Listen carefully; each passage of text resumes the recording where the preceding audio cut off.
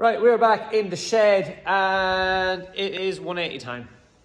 I am looking at this too long now and it's kind of making me sad and kind of making me think what way to go about this year. But first is first. Just moving the car around, the Syncotech digital dash has shown us that we have a low voltage, pointing at an alternator problem. So first things first, we're going to get the alternator off the engine, and also the battery's dead as well. So we're going to take the battery out and the alternator out. And while I'm doing that, I'm going to take out all the stupid lights that I wired in for Tolly-Rowan and stuff, get rid of all of that. Because that was done in like 5 minutes and it is not a good job. So I want to get rid of that. Speak about drifting. Has anyone ever drove one of these things? I've been doing a little bit of work on this for my uncle this morning. We wired on some beacons and some kill switches and done a couple of bits on it, but he asked me to drive this last night. That's one of the scariest things I've ever drove. It's a mad thing. Let me know in the comments if you ever drove one of them things. But yeah, you need any massive lawns cut, contact lock forbes, yeah, garden maintenance, my uncle JP. Yeah, that's a scary thing. It's more scarier to this thing. But anyway, back to the cars, enough of the lawnmowers. Yeah, get the alternator off here, and shouldn't be too big of a job, so we're trying a wee bit of a time lapse to get the alternator off. And yeah, we need to fix some of the damage from Tolly-Rowan as well. Quarter panel is probably could be fixed.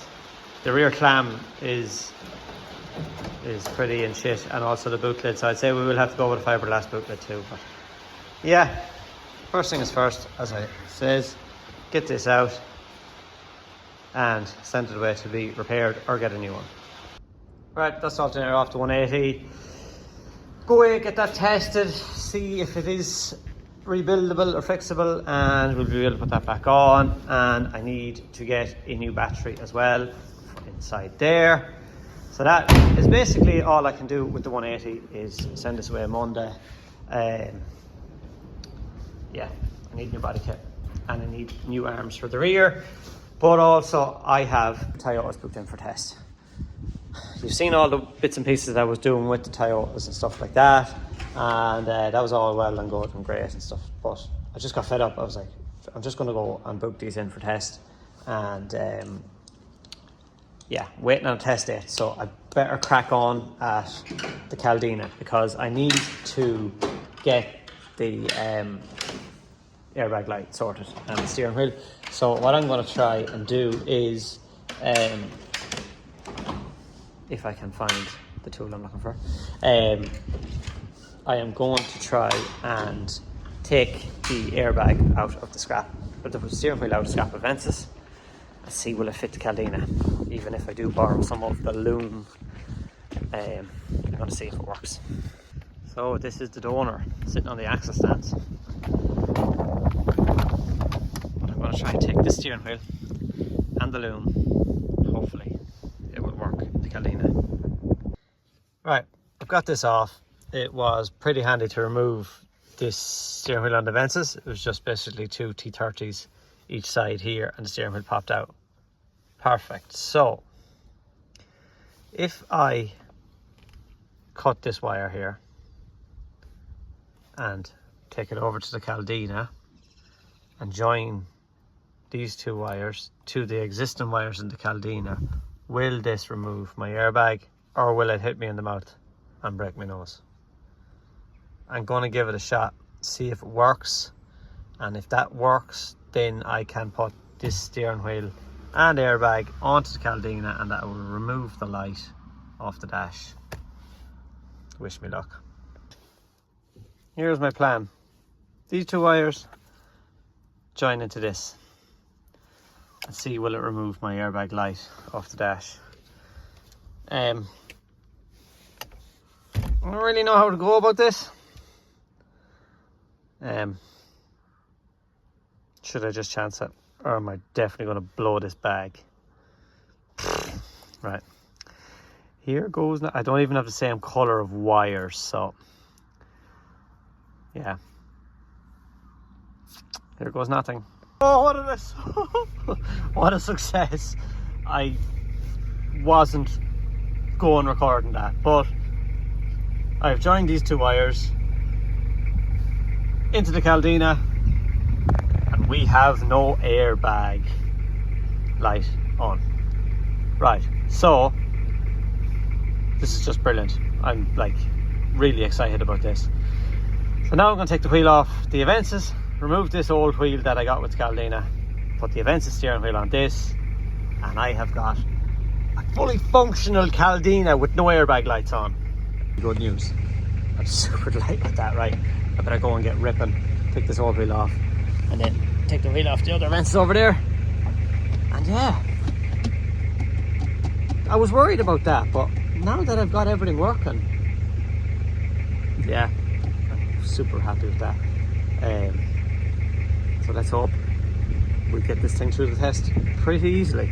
We gotta love old Toyotas. So this is the wheel that came off the 00 Avensis. This is a 1996 Caldina, and the plug for the horn fits into the clock spring of the Caldina.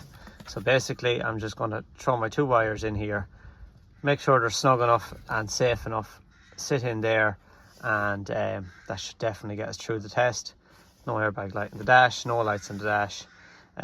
We do have to fix one wire though for the indicator on this side here. The indicator is not coming on for the right hand side, so I want to fix that wire. But yeah, Toyota Avensis 00 steering wheel fits 1996 Caldina. Things you don't read on the internet. There you have it, one Toyota Avensis wheel on a Caldina, and our airbag light is going off, which is good. So it does take a second or two to go off, but it does go off, so I'm hoping that's that. So now it's to fix the indicator.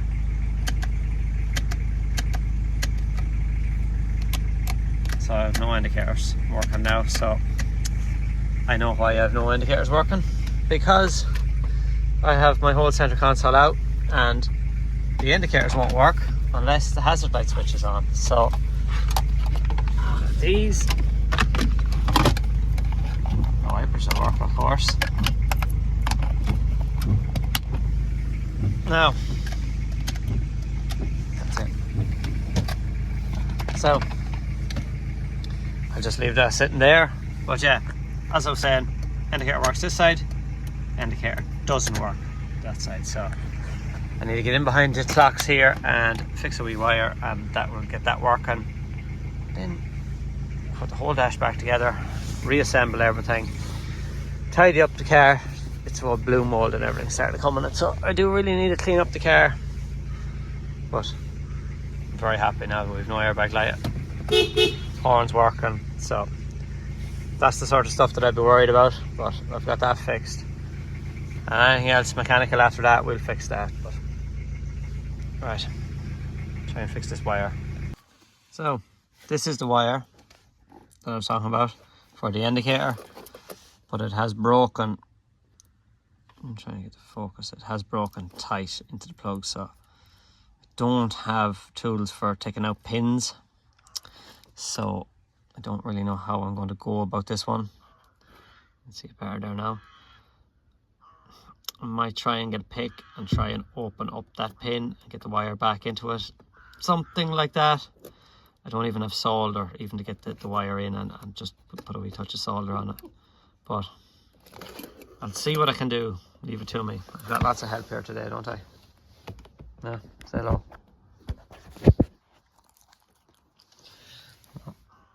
I'll go and get a couple of tools and see can I get this fixed. Right, so I'm going to have to give this up because I'm going to do more damage than good. Just by trying to get out that pin, I've broke the next wire over, so this wiring is pretty brittle. So I'm going to have to get the little kit to take out these pins and repin it for them two wires. I think the green one here is the right indicator, and I'm nearly sure this one is the left. So yeah, I'm going to, instead of doing more damage, just go and get the right equipment and take them pins out, put in new pins, that or just solder the 2 wires onto it, just to get that going. So yeah, not the outcome I'm hoping for, but sometimes it's better to walk away from it than keep rooting and keep doing more damage and breaking more wires. So yeah, I'm just going to walk away from that. And yeah, I think I'm going to leave it at that for this episode. We've got the 180 alternator off it, and we've got to get that tested. Yeah, so we need to go and get some right tools to pop them pins out of that plug and repin it or solder it, just to get that right, because I'm so close. With the airbag light going off now and getting the indicators working, and yeah, I'm going to send it through test and hope for the best.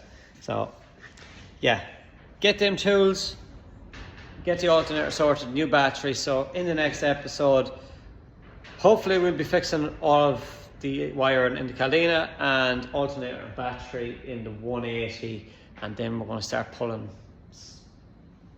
fiberglass, broken fiberglass off the 180. We've a whole lot of tubing to do in the front of it, tubing to do in the back of it, a whole lot of work to do in that car.